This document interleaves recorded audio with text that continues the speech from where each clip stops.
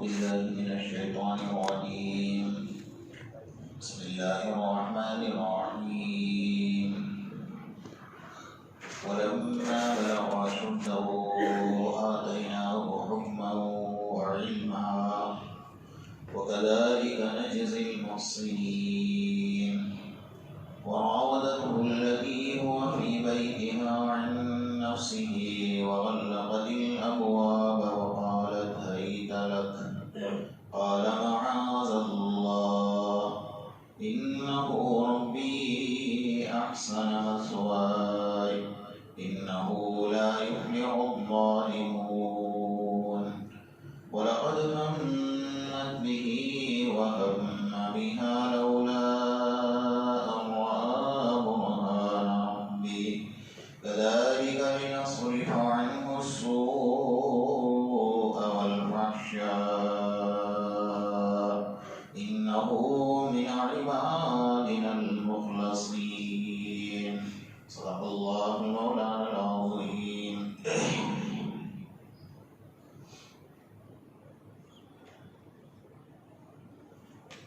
گزشتہ کل آپ حضرات کے سامنے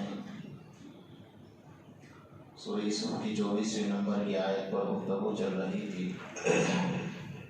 وَلَقَدْ هَمَّتْ بِهِ وَهَمَّ بِهَا لَوْلَا أَن رَأَىٰ بُرْهَانَ رَبِّهِ.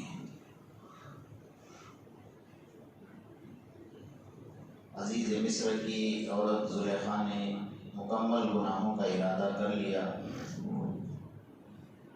وَهَمَّ بِهَا، اور یوسف علیہ السلام کے دل کا میلان بھی کچھ ہونے لگا. لولا رأى برهان ربی، اگر وہ ہماری نشانی کو نہ دیکھتے، اللہ کی نشانی کو نہ دیکھتے.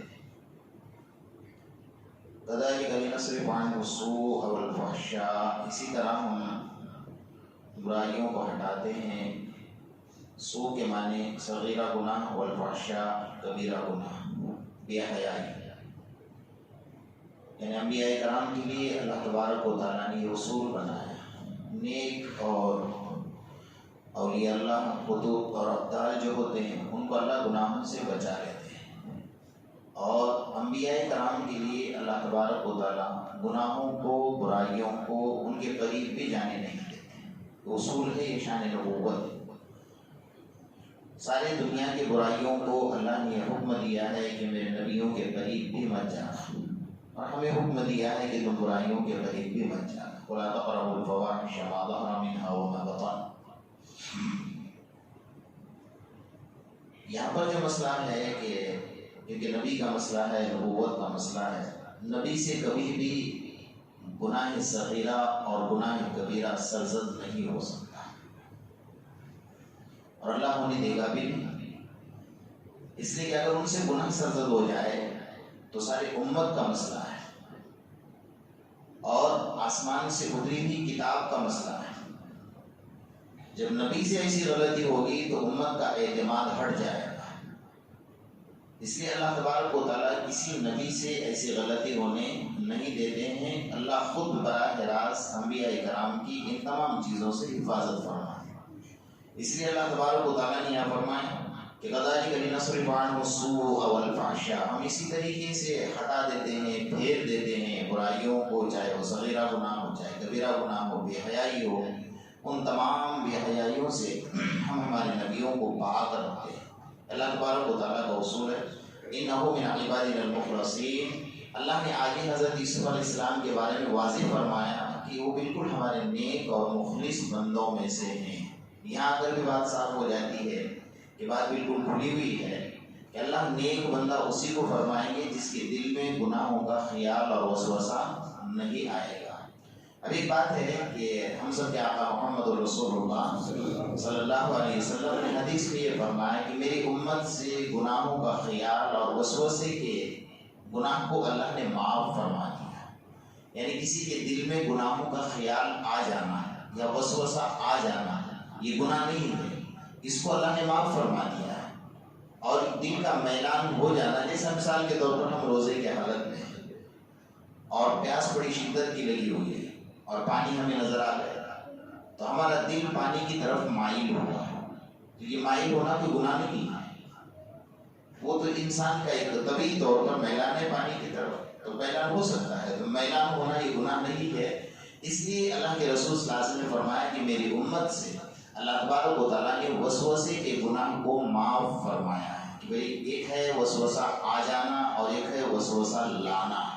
مثال کے طور پر ہم نماز میں کھڑے ہیں، حضرت مولانا اشرف علی تھانوی رحمۃ اللہ علیہ اپنی کتاب میں لکھتے ہیں کہ ایک ہے خیالات کا آنا اور ایک ہے خیالات کا لانا، دونوں میں بہت فرق ہے۔ کہ وہ نماز میں کھڑے ہو گئے، رکعت باندھ لی اور سیدھا مسجد سے پہنچ گئے دکان کے گلے پر بیٹھے حساب کر رہے ہیں کتنا مال بکا، کس کے پاس سے پیسہ لینا باقی ہے۔ 4 رکعت نماز ہونے تک کم سے کم 25 گراہک کا حساب ہمارا ہو جاتا ہے، تو سلام پھرنے کے بعد پتہ چلتا ہے کہ میں مسجد میں بیٹھا ہوا ہوں۔ تو یہ ہے خیالات کا لانا، اس کے اندر خطرے کی بات ہے۔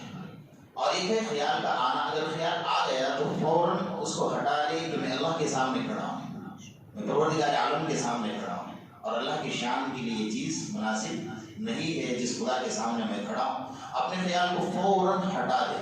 تو خیال کا آنا یہ گناہ نہیں، خیالوں کا لانا یہ گناہ ہے۔ وہ بیٹھ کر برائیاں سوچنا، ہر وقت انسان تنہائی میں سوچتا ہے ہر وقت، اس لیے ہمارے آقا محمد رسول اللہ صلی اللہ علیہ وسلم نے بہت عجیب و غریب ایک عمل بتایا۔ اللہ ہم سب کو عمل کی توفیق نصیب فرمائے۔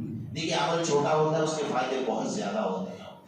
جیسا بھی اذان ہو گئی، ہر نماز کی اذان ہونے کے بعد سے لے کر فرض نماز کے درمیان میں جو بندہ 3 مرتبہ یہ دعا پڑھ لے گا، اللہ اس کو بہت ساری نعمتوں سے نوازے گا۔ اس میں ایک نعمت یہ بھی ہے کہ تنہائیوں کے گناہ سے اللہ اس کی حفاظت فرمائے گا۔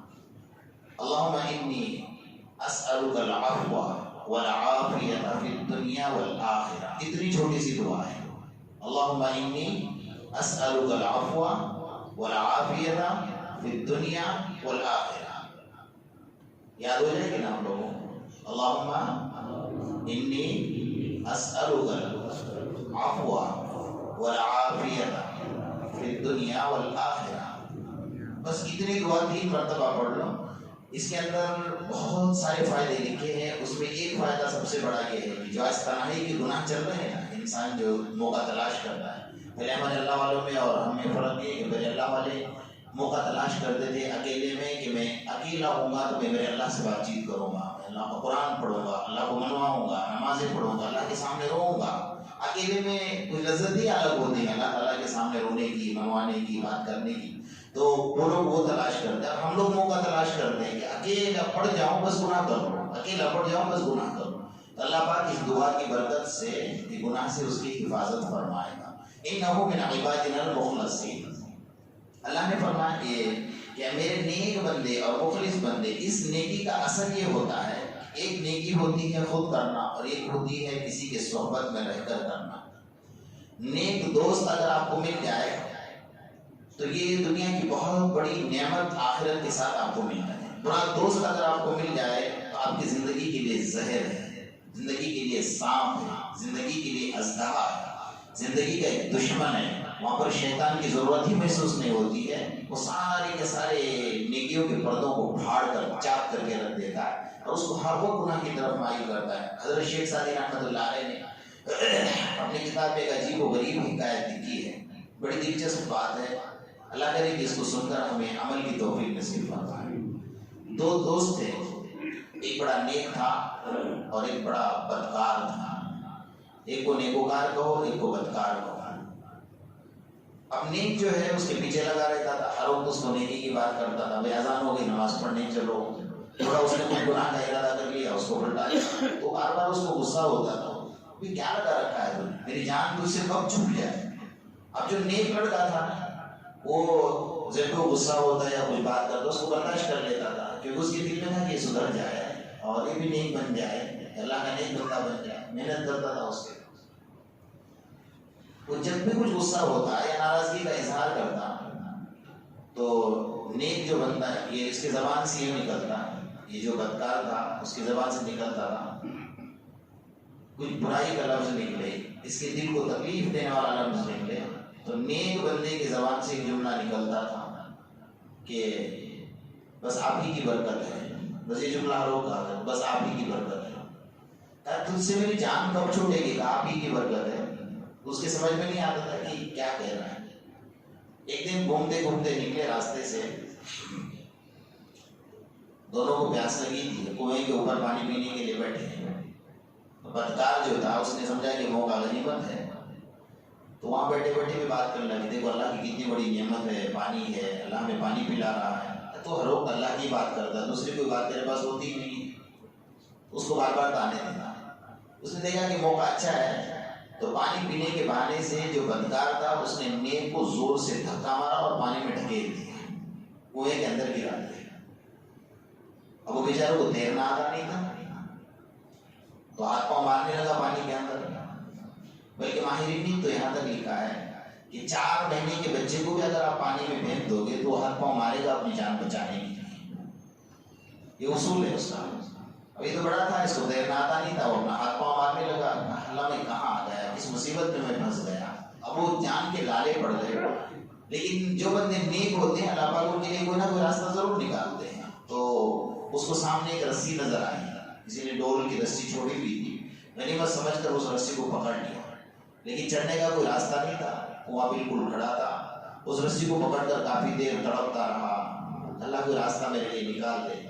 پھر اس کے دل میں آیا کہ رسی کو پکڑ کر میں اوپر چلا جاؤں، لیکن اسی پانی میں سوچ رہا تھا کہ آج کے بعد اس بستی میں میں نہیں جاؤں گا جس بستی میں میرا یہ دوست رہتا ہے۔ سوچ رہا تھا کسی طریقے سے کنویں کے باہر آیا، اور آنے کے بعد غمگین بیٹھا ہوا تھا کہ میں کہاں جاؤں، بستی میں تو مجھے نہیں جانا ہے، اور اس دوست کا مجھے منہ بھی نہیں دیکھنا، اس کی شکل بھی نہیں دیکھنی ہے کہ اس نے میرے ساتھ ایسا کیا۔ میں تو اس کی آخرت کے لیے محنت کر رہا تھا کہ سدھر جائے، اللہ کے نیک بندوں میں شامل ہو جائے۔ تو بہ رہا بیٹھے بیٹھے دیکھا کہ اچانک 2 پرندے آئے اور درخت کے اوپر بیٹھے۔ اب پرندے تو بات چیت کرتے ہیں آپس میں، ہمیں سمجھ میں نہیں آتا ہے۔ وَعُلِّمْنَا مَنطِقَ الطَّيْرِ وَأُوتِينَا مِن كُلِّ شَيْءٍ۔ اللہ نے حضرت سلیمان علیہ السلام کو پرندوں کی بولی سکھائی تھی، اور اللہ جس کو سنانا چاہے گا اس وقت میں اللہ پاک ان کو بھی سکھا دے گا۔ تو تھوڑی دیر کے لیے اللہ نے اس بندے کے کان کھول دیے کہ پرندہ کیا بول رہا ہے سن لے۔ ایک پرندے نے پوچھا کہ بھئی کیا حال ہے آپ کا؟ الحمدللہ۔ پرندہ الحمدللہ کہا، جس کا دل بڑا خوش ہوا۔ آپ کا کیا حال ہے؟ اس نے کہا الحمدللہ۔ تو ایک پرندہ دوسرے کو کہتا ہے کہ دیکھو یہ سامنے جو درخت نظر آ رہا ہے، فرمایا یہاں کا جو بادشاہ رہتا ہے اس بادشاہ کی لڑکی کافی بیمار ہے، اور بڑے بڑے حکیم اور طبیب آ کر علاج کر چکے ہیں، اس کا علاج کسی کے پاس نہیں، لیکن یہ درخت کی جڑی بوٹی میں اس کا علاج ہے۔ اگر کسی کو پتہ چل جائے علاج کر دے تو بادشاہ بہت بڑا انعام اس کو دے گا۔ ایک پرندہ یہ کہا ہے، کہنے لگا۔ دوسرا پرندہ کہتا ہے کہ سامنے جو ٹیلا نظر آ رہا ہے اس کے اندر خزانہ چھپا ہوا ہے، لیکن یہ کسی کو پتا نہیں ہے۔ وہ دونوں نے کہہ کر اڑ گئے۔ یہ بیچارہ سن کر دنگ رہ گیا کہ پرندے آ کر کیا بول کر چلے گئے۔ پھر دل میں خیال آیا کہ مجھے اب وہاں تو نہیں جانا ہے۔ پرندہ بول گیا ہم آزما لیتے ہیں، بادشاہ کے گھر چلتے ہیں، اس کی لڑکی بیمار ہے، اور پرندہ بتا گیا کہ اس جڑی بوٹی کے اندر اس کا علاج اللہ نے رکھا ہوا ہے، اس کا علاج کہیں اور نہیں ہے۔ اس نے اس کی جڑی بوٹی کو توڑا اور ساتھ میں لے کر گیا، کسی طرح بادشاہ کے پاس پہنچ گیا۔ سپاہیوں کہا کہ میں حکیم ہوں اور بادشاہ کی لڑکی بیمار ہے، مجھے بادشاہ سے ملنا ہے، اس کا علاج کروں گا۔ وہ لے گئے، بادشاہ سے ملاقات ہوئی۔ بادشاہ کہا کہ میں حکیم ہوں اور آپ کی لڑکی بیمار ہے، مجھے پتا چلا۔ کہا میری لڑکی تو بیمار ہے۔ ایک بات کی تصدیق تو ہو گئی، پرندے نے جو کہا تھا کہ بھائی لڑکی بیمار ہے، ایک بات کا تو پکا پتہ چلا کہ بادشاہ نے کہا لڑکی بیمار ہے، ٹھیک ہے۔ کہا اچھا جی طبیب حکیم آ گئے اور یہ نوجوان لڑکا ہے، یہ کیسے حکیم بن گیا؟ کہا ٹھیک ہے، جڑی بوٹی لے کر آ، بادشاہ سے ملا۔ بادشاہ نے کہا دوا لے کر آ جاؤ، کہا دوا میرے ساتھ ہی ہے، میں جڑی بوٹی لے کر آیا۔ اس نے آزما لیا، لڑکی اچھی ہو گئی۔ نیکوں کے راستے اللہ یوں کھول دیتا ہے۔ تو بادشاہ بڑا خوش ہوا، کہا تم تو شکل میں بھی اچھے ہو، عقل میں بھی اچھے ہو، اور میری لڑکی کا کوئی علاج نہیں کر سکا، میری لڑکی صاحب فراش بستر پر تھی، اللہ نے آپ کے ذریعے سے میری لڑکی کا علاج کرا۔ تو ایک کام کرتے ہیں، ہماری لڑکی کا نکاح آپ کے ساتھ کرا دیتے ہیں۔ اللہ نے کیسے راستے کھول دیے؟ یہ نیکی کا راستہ ہے۔ انہ من عبادنا المخلصین۔ تو نکاح ہو گیا، اب تو اس کے سینہ چوڑا ہو گیا، بادشاہ کی لڑکی بادشاہ کا داماد بن گیا۔ ایک دن چلتے چلتے بازار میں نکلا تو بڑا خوش خرم تھا، اور فوج کے سپاہی ساتھ میں چل رہے تھے۔ تو وہ بیچارہ مل گیا، بد نصیب جو تھا جس نے کنویں میں پھینکا تھا، وہ تو سوچ رہا تھا یہ تو مر کر کہیں کھپ گیا ہوگا، میں کنویں میں پھینک کر آیا ہوں اس کو، تو بازار میں دیکھا تو سپاہیوں کے ساتھ، فوج کے ساتھ، پروٹیکشن کے ساتھ چل رہا ہے، تو کہا تو وہی ہے جس کو میں نے کنویں میں پھینکا تھا۔ اس نے کہا کہ آپ ہی کی برکت ہے۔ کیا کہا؟ بس آپ ہی کی برکت ہے۔ سوچ رہے کہ بڑا غصہ ہے اس کو، کیونکہ حسد جو ہوتا ہے نا آدمی کو، اس کو موت کی ضرورت نہیں ہوتی، وہ یوں ہی چل کر مر جاتا ہے۔ تو دیکھا کہ میں نے کیا کیا تھا اور یہ کہاں پہنچ گیا، تو اس نے ایک سپاہی کو پوچھا کہ بھائی آپ کے پاس کیسے پہنچ جاتا ہے، یہ تو بہت بڑا حکیم ہے۔ کہا کوئی حکیم نہیں ہے، بیوقوف بنا دیا بادشاہ کو اس نے، اور بادشاہ بھی بیوقوف بن گیا ہے، اس کی لڑکی کو اس پر تھما دیا۔ کہا کوئی حکیم نہیں ہے، یہ تو غریب گھرانے کا لڑکا ہے اور میرا دوست ہے، اس کے پاس کچھ نہیں تھا کھانے پینے کے لیے، یہ تو بادشاہ کو بیوقوف بنا گیا۔ تو سپاہی نے کہا ایسی بات ہے کہاں؟ کسی طرح سپاہی نے بادشاہ کے کان پر بات پہنچا، بھائی تو حکیم نہیں ہے، آپ نے تو لڑکی دے دی اس کو، تو کیا بات کر رہا ہے، تو بہت غریب گھرانے کا لڑکا ہے۔ اچھا بادشاہ کا تحقیق کرو یہ کہاں کا ہے، تو بادشاہ جو حکم دے گا تو تحقیق تو ہوگی ساری، تفتیش ایجنسیاں پیچھے پڑ گئی، CID پیچھے لگ گئی، سب تفتیش کر کے لے کر آئے۔ لے کر آنے سے پہلے اس نے اپنے لڑکے کو بٹھا کر بادشاہ نے کہا تم میرے داماد بن گئے ہو اور تم نے کہا حکیم ہو، تم کو حکیم نہیں ہو اور تم تو غریب گھرانے کے لڑکے ہو۔ اس نے کہا میں غریب ہوں، مجھے پتا چلا ہے کہ آپ غریب ہو، یعنی میرے پاس ایک خزانہ بہت بڑا چھپا ہوا ہے، میں نے اس لیے نہیں نکالا کہ آپ ناراض نہ ہو جائیں۔ تو کہاں ہے؟ وہ پرندے نے بتایا تھا نا کہ ٹیلے کے پاس بہت بڑا خزانہ چھپا ہوا ہے۔ کہا ٹھیک ہے، تو کہا مجھے ساتھی تو میں نکال لیا تھا۔ اب بادشاہ تو خوش ہو گیا کہ اس کے پاس خزانہ بھی ہے، تو کسی نے مجھے رپورٹ دی، وہ غلط رپورٹ دی ہے۔ تو بہرحال اس نے کئی لوگوں کو ساتھ لے گیا اور جا کر وہاں کھودا کر وہاں تو سونا چاندی ہیرے جواہرات پورا خزانہ نکل گیا۔ وہ پرندوں کو جو اللہ نے بھیجا تھا فرشتوں کی شکل میں، وہ بتا کرتے ہیں جس کی زندگی بدل گئی ساری۔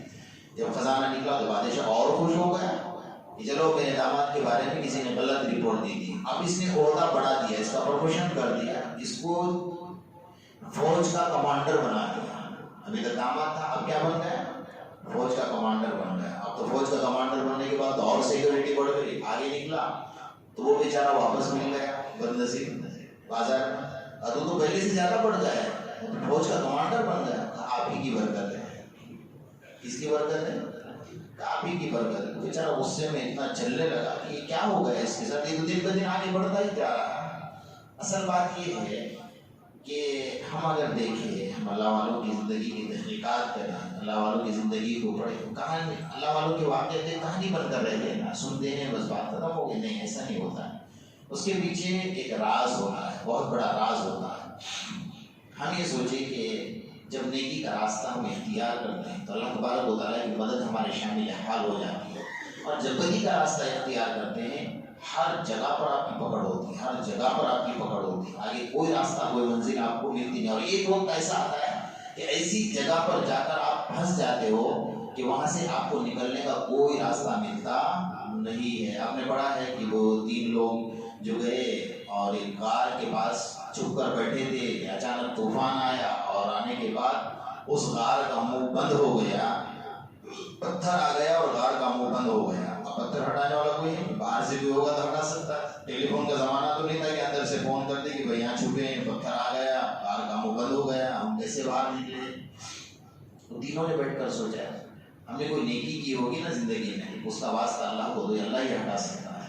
ایک نے کہا کہ اللہ میں بکریاں چراتا تھا، اتفاق ایسا ہے، لیکن میرا اصول تھا کہ میں جب بکریاں چرا کر گھر پر آتا تھا تو بکریوں کا دودھ نکال کر سب سے پہلے میری ماں اور باپ کو پلاتا، اس کے بعد میرے بچوں کو پلاتا تھا۔ ایک دن میری ماں سو گئی، بھوکی سو گئی، میرے آنے میں تھوڑی تاخیر ہو گئی، میں نے بکری کا دودھ لیا اور میری ماں کی نیند خراب نہیں کی، تکیا کے پاس لے کر کھڑا رہا، صبح تک دودھ کا پیالہ لے کر کھڑا رہا، میری ماں راضی ہو جائے۔ اللہ اگر یہ نیکی تجھے پسند ہے تو اس غار کے راستے کو کھول دے اور پتھر کو ہٹا دے، تھوڑا سا ہٹ دے۔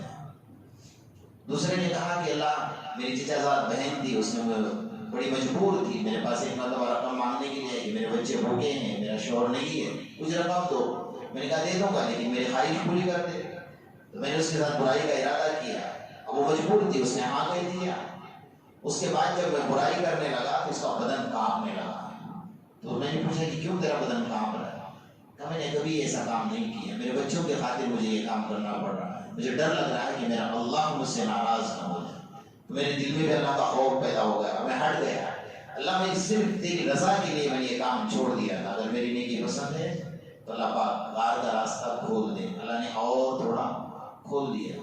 تیسرے نے کہا کہ اللہ ایک مزدور میرے پاس کام کرتا تھا اور اس کی مزدوری باقی تھی. کئی سال کے بعد وہ میرے پاس آیا اور کہا کہ بھائی میری مزدوری آپ کے پاس باقی. مجھے یاد بھی نہیں تھا.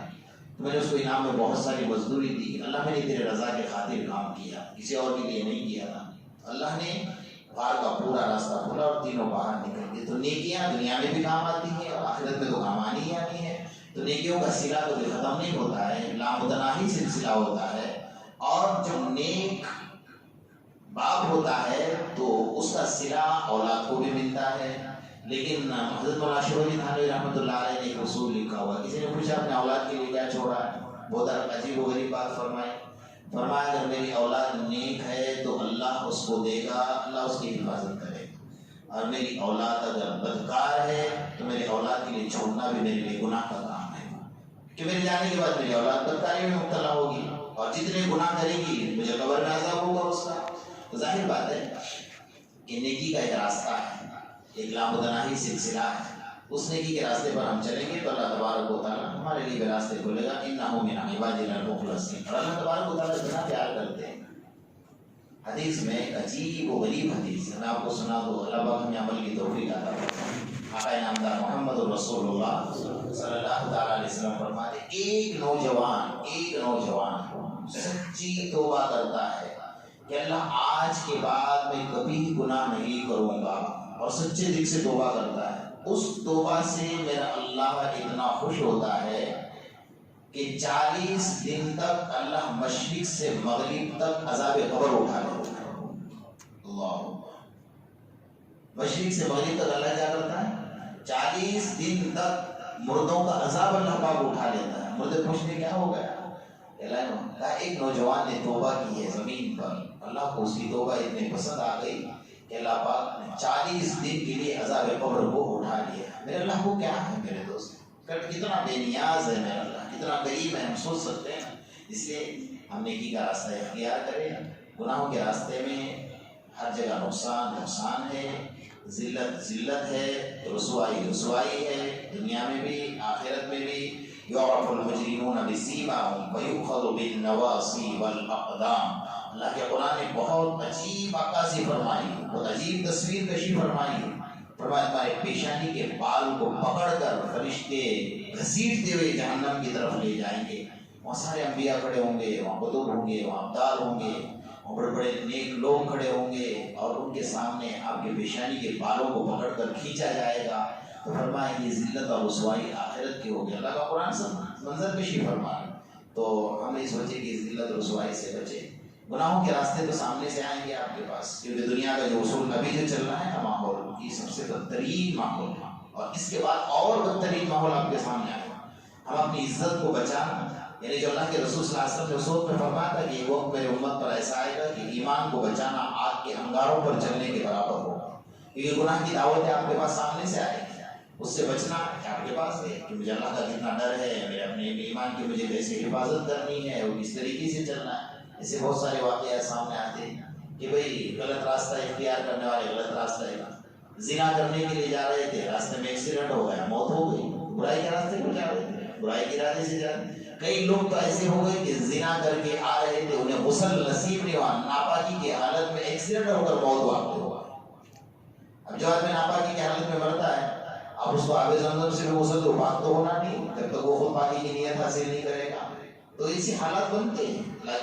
ہمیں ہر وقت ہر حال میں ڈر کے رہنا ہے کہ اس حال میں کیا ہوگا ہمیں پتا نہیں ہے. اور دنیا کے اندر جو حالات بن رہے ہیں, اور خاص طور پہ ہمارے ساتھ مسلم قوم کے ساتھ جو حالات بنائے جا رہے ہیں, ہمارے مسلم لڑکیوں کے ساتھ جو حالات بنائے جا رہے ہیں, ہمارے مسلم لڑکوں کو جو ورگلانے کی کوششیں کی جا رہی ہیں, یہ منظم طور پر ایک سازش کے تحت چل رہا ہے. اس میں ہم نے اپنے آپ کو بچانا ہے, ہمارے اہل و عیال کو بچانا ہے, ہمارے معاشرے کی حفاظت کرنی ہے, ہمارے خاندان کی, ہمارے بچیوں کی, ہمارے بچوں کی, ہم سب کی ذمہ داری ہے حفاظت کرنے کی. اللہ پاک ہم سب کو